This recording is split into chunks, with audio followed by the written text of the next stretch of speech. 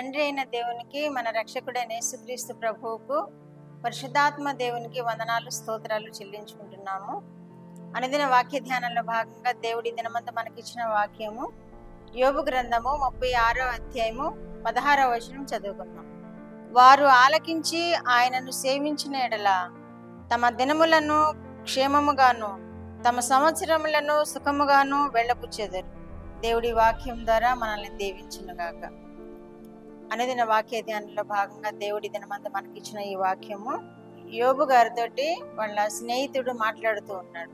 వాళ్ళ స్నేహితుడు మరలా నేను దేవుని నీతిని గురించి నేను మాట్లాడుతున్నాను, దేవుని పక్షముగా మాట్లాడుతున్నాను అని మాట్లాడుతున్నాడు.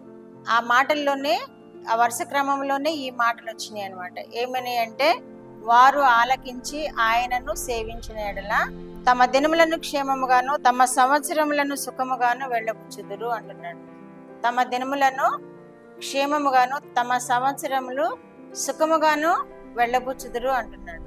సమ్మతించి ఆయన మాటలు వినాలి అంటున్నాడు. ఇక్కడ మన దేవుని మాటలు విన్నప్పుడు దేవుడు మనకి క్షేమం ఇస్తాడు, మనకి సుఖముగా గడిపే సంవత్సరాలు ఇస్తాడు అని ఇక్కడ మాట్లాడుతున్నాడు. దేవుణ్ణి వారు ఆలకించి ఆయన మాటలను వినిన ఎడల, ఆయనను సేవించిన ఎడల, మనము దేవుణ్ణి సేవించాలి, దేవుణ్ణి ఆరాధించాలి, దేవుణ్ణి మహిమపరచాలి. అప్పుడు మన దినాలు ఎలా ఉంటాయన్నమాట, క్షేమముగాను మన సంవత్సరంలో సుఖముగాను గడుస్తాయి అంటున్నాడు. మన దినాలు క్షేమముగా గడవాలి అంటే, మన సంవత్సరాలు సుఖంగా గడవాలి అంటే మనము దేవుణ్ణి సేవించాలి, ఆయన మాటలను వినాలి, ఆయనను అనుసరించాలి. అప్పుడే మనము క్షేమంగా జీవించగలుగుతాము, అప్పుడే మన సంవత్సరాలు సుఖంగా గడుస్తాయి. అదే విధంగా యెషయా గ్రంథము 1వ అధ్యాయం 19వ వచనంలో కూడా ఈ విధముగా తెలియజేస్తున్నారు. మీరు సమ్మతించి నా మాటలు విన్న ఎడల భూమి యొక్క మంచి పదార్థములను అనుభవింతురు అంటున్నాడు. మనము సుఖంగా ఉండాలి అంటే ఆయనను సేవించాలి, మనము క్షేమంగా ఉండాలి అంటే ఆయనను సేవించాలి.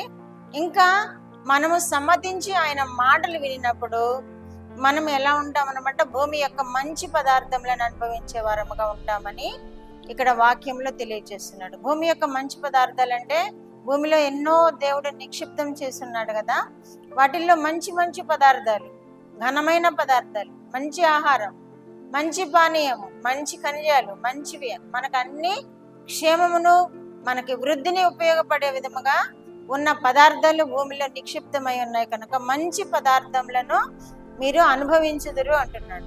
మరి ఒక చోట ఏమని రాయబడినదంటే, ఆయన మాటలు విన్నప్పుడు మనము భూమి యొక్క మంచి పదార్థాలు అనుభవించడమే కాదు, సమృద్ధి అయిన ఆహారంతో కూడా దేవుడు మనల్ని తృప్తిపరుస్తాడు. ఆయనను మనము సేవించినప్పుడు మొదటిగా మన దినములు సుఖముగా గడుస్తాయి, రెండవదిగా మన సంవత్సరంలో క్షేమంగా గడుస్తాయి, మూడవదిగా భూమి యొక్క మంచి పదార్థములను దేవుడు మనకి అనుభవించేలాగా కృప చూపుతాడు, నాలుగవదిగా ఆయన సమృద్ధి అయిన ఆహారం మనకి ఇస్తాను అని వాగ్దానం చేస్తున్నాడు. కాబట్టి మనం ఆయన్ని సేవిద్దాము, మనం ఆయన్ని ఘనపరుద్దాం, ఆయనని ఆరాధిద్దాం, ఆయనను గొప్ప చేద్దాము. అప్పుడు మనము సుఖముగా ఉంటాము, క్షేమంగా ఉంటాము, సమృద్ధి అయిన ఆహారంతో మనం జీవించగలుగుతాము, మంచి పదార్థములతో మనము ఆశీర్వదింపబడతాము. అట్టి కృప వినుచున్న బిడ్డలందరూ పొందుకుందరుగాక. ప్రార్థన. మా దేవా, మా ప్రియ పరలోక ప్రభువా, మీ పరిశుద్ధ పాదములకు వందనాలు స్తోత్రాలు నాయనా.